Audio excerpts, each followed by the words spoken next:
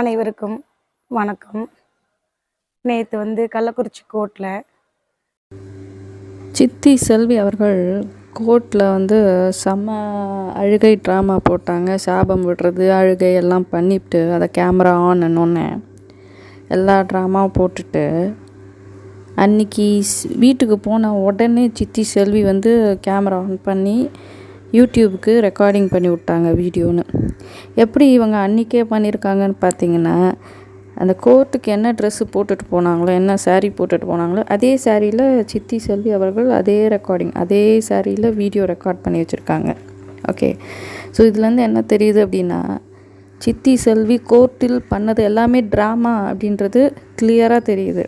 ஏன்னா உண்மையாகவே அழுதவங்க அது ஒரு 2-3 நாள் இருக்கும் அந்த அழுகை. நம்ம நான்லாம் நிறைய டிப்ரெஸ் ஆகிருக்கேன். ஸோ நான் அழறது யாருக்குமே தெரியாது. நான் உட்காந்து நைட்டில் உட்காந்து அழுதுருக்கேன். எனக்கு தூக்கம் வராது, அழுன்னு அழுதுருக்கேன். ஸோ நம்மளுக்கெல்லாம் துக்கம் தொண்டை அடிக்குது, துக்கம் இதுவாகுதுன்னா நம்ம ஒரு 2-3 நாள் அந்த டிப்ரெஷன் ஷுவராக இருக்கும். நம்ம நார்மல் இதுக்கே வரமாட்டோம். ஃபஸ்ட்டு சித்தி செல்வி அவர்கள் வருஷக்கணக்காக இவங்க பேசிகிட்டு இருக்காங்க யூடியூப் சேனலில். எல்லா சேனல்லையும் டெய்லி பேட்டி கொடுத்துட்ருப்பாங்க. அந்த டெய்லி அந்த இது ஹேபிட்டாகவே போயிடுச்சு. அதனால் அவங்களே 2 சேனல் ஓப்பன் பண்ணி தானே உட்காந்து மொக்கை போட்டுட்டு உட்காந்துருக்காங்கன்னு வச்சுக்கோங்களேன்.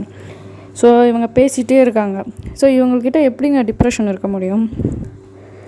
அவங்க பாதிக்கப்பட்டாங்களா இல்லை ஸ்கூல் பாதிக்கப்பட்டுச்சா? இவனுங்க இந்த செல்வி டீம் என்ன காமெடி பண்ணிகிட்ருக்குன்னா, ரவிக்குமார் அவர்கள் சிரிச்சுக்கிட்டே வந்தாராம். அங்கே இருக்கிற ப்ரெஸ் ரிப்போர்ட்டர்ஸை பார்த்து சிரிச்சுக்கிட்டு வந்திருக்காரு ரவிக்குமார் அவர்கள். அவங்களுக்கு தெரிஞ்சவங்களாக இருக்கலாம் அவங்க. ஸோ அதனால் அவர் சிரிக்கிறது ஒரு குத்தமாக அந்த ஸ்கூலை 20 கோடி 30 கோடி 40 கோடி லாஸ் வச்சுருக்கு இந்த பொம்பளை. அந்த ஸ்கூலையே நாசம் செய்து விட்டு இது உட்காந்து ட்ராமா போட்டுட்டு உட்காந்துருக்கு. எங்கே நம்மளை பிடிச்சிருவாங்களோ, ஜெயிலில் தூக்கி போட்டுருவாங்களோன்னு பயந்துக்கிட்டு இந்த பொம்பளை டெய்லி பேட்டி கொடுத்துக்கிட்டு டெய்லி பேசிக்கிட்டு யூடியூப்பில் உட்காந்து ட்ராமா போட்டுட்ருக்காங்க. அவ்வளோ பெரிய டேமேஜ். 40 நாள் உள்ளே இருந்திருக்காங்க அந்த ஸ்கூல் டீம். அதையும் தாண்டி இவங்க வெளியில் அவங்க அந்த எப்போவுமே நான்லாம் என்னுடைய துக்கத்தை வெளியிலே காமிக்க மாட்டேன். நான் சிரிச்சுட்டு தான் வருவேன். எனக்கு எவ்வளோ பெரிய பிரச்சனை இருந்தாலும் நான் வெளியில் அவ்வளோ லேஸில் காமிக்க மாட்டேன். என்னோடய கேரக்டர் அப்படி. சில பேருடைய குணம் அப்படி இருக்கலாம்.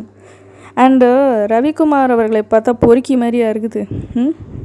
இங்கே சித்தி செல்விக்கு கூஜா தூக்கிட்டு இருக்கு பாருங்கள் சில யூடியூபர்ஸ். அதுங்க மூஞ்சிகளை பார்த்தாலாம் பக்கா பொம்பளை பொறுக்கிங்க மாதிரி இருக்குங்க. அந்த மனுஷனை பார்த்தா பேக்கு மாதிரி இருக்கார். ரவிக்குமார் அவர்களை பார்த்தா ரொம்ப பேக்கு மாதிரி பாவப்பட்ட ஜீவன் மாதிரி இருக்கார். அவரை பார்த்து இஷ்டத்துக்கு அவர் சிரிச்சுட்டாராம். சிரிக்கக்கூடாதா? ஸ்கூல் டீம் இன்னும் சிரிக்கணும். நான் கேட்டுக்கிறேன். ரவிக்குமார் அவர்கள், சாந்தி அவர்கள் கண்டிப்பாக இன்னும் நல்லா சிரிச்சிட்டு வாங்க. மீடியா முன்னாடி இன்னும் சிரிச்சிட்டு வாங்க. இந்த பொம்பளை பண்ணுற அராஜகம் தாங்கலை. என்னத்துக்கு சிரிக்காமல் வரணும் புரியலையே. இவ்வளோ கேவலமாக நடந்துக்குதுங்க இந்த செல்வி குரூப்பு. ஒருத்தரையாக தப்பாக பேசியிருக்காங்க. டீச்சர்ஸ்லேருந்து அந்த ஸ்கூல் மாணவிகள் வரைக்கும் எல்லாரையும் தப்பாக பேசிவிட்டு என்றைக்கு ஜெயிலுக்கு போக போகிறாங்க இந்த பொம்பளைன்னு தெரியல. அவ்வளோ பெரிய ஸ்கூலில் டேமேஜ் பண்ணிவிட்டு ரொம்ப கூலாக உட்காந்து யூடியூப்பில் இது கொடுத்துட்ருக்காங்க, பேட்டி கொடுத்துட்ருக்காங்க. அதே ட்ரெஸ்ஸு நேத்திக்கு என்ன நடந்தது கோர்ட்டில் அப்படின்னு சொல்லிட்டு சொல்கிறாங்க. ஆனால் அதே சாரீ கோர்ட்டில் என்ன சாரீ போட்டுட்டு வந்தாங்களோ அதே சாரியில் இந்த அம்மா யூடியூப்புக்கு பேசிகிட்டு இருக்காங்க. இதுதான் உலகத்துலேயே பெரிய காமெடி. என்ன சொல்கிறதுன்னு தெரியல.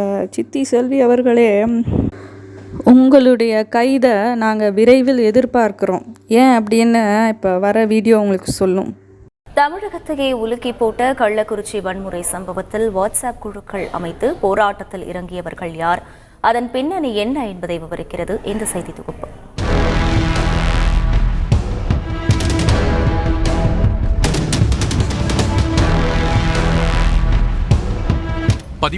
தேதி அதிகாலை கள்ளக்குறிச்சி சின்னசேலம் அருகே உள்ள கனியாமூரில் சக்தி மெட்ரிக் பள்ளியில் ஸ்ரீமதியின் மரணம் இத்தனை பெரிய வன்முறைக்கு வித்திடும் என யாரும் நினைத்து பார்த்திருக்கவே மாட்டார்கள்.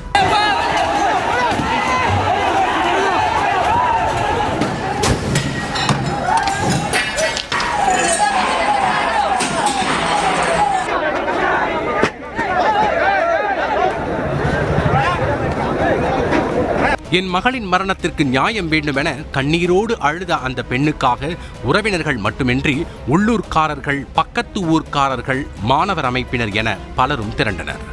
அப்போது மாணவியின் மரணத்திற்கு நியாயம் வேண்டி ஜஸ்டிஸ் ஃபார் ஸ்ரீமதி என வாட்ஸ்அப் குரூப்புகள் உருவாக்கப்பட்டு அதில் பல்வேறு தகவல்கள் பகிரப்பட்டுள்ளது.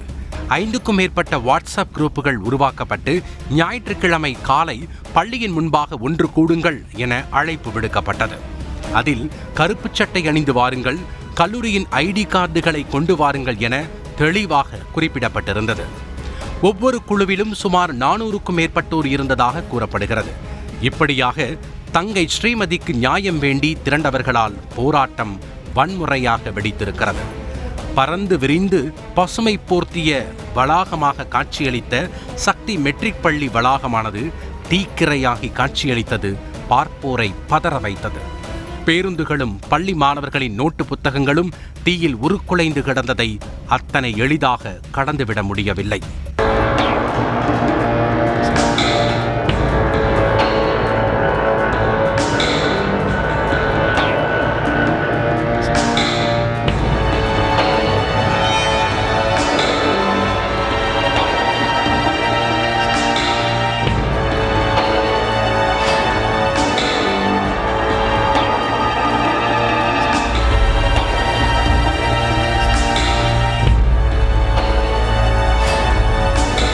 இந்த சம்பவங்கள் நடந்து கொண்டிருந்த போதே வாட்ஸ்அப் குரூப்புகளில் இருந்து ஒவ்வொருவராக வெளியேற தொடங்கினர்.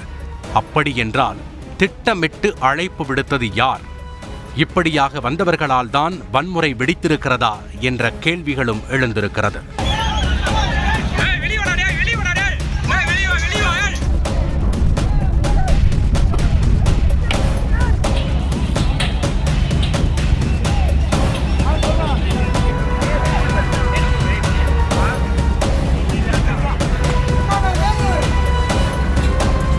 ஒரு மரணமும் அதன் பின்னால் நடந்த இந்த வன்முறையும் இப்போது சக்தி மெட்ரிக் பள்ளியில் படித்து வந்த 4000 மாணவர்களின் எதிர்காலத்தை கேள்விக்குறியாக்கியிருக்கிறது.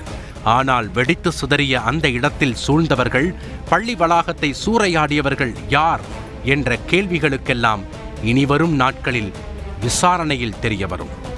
வழக்கானது சிபிசிஐடிக்கு மாற்றப்பட்டு பள்ளி நிர்வாகிகள், முதல்வர் என 3 பேர் கைது செய்யப்பட்டிருக்கும் சூழலில் ஜூலை 17 என்ற தேதி இனிவரும் நாட்களில் நிச்சயம் கள்ளக்குறிச்சி சம்பவத்தை பலருக்கும் நினைவூட்டும்.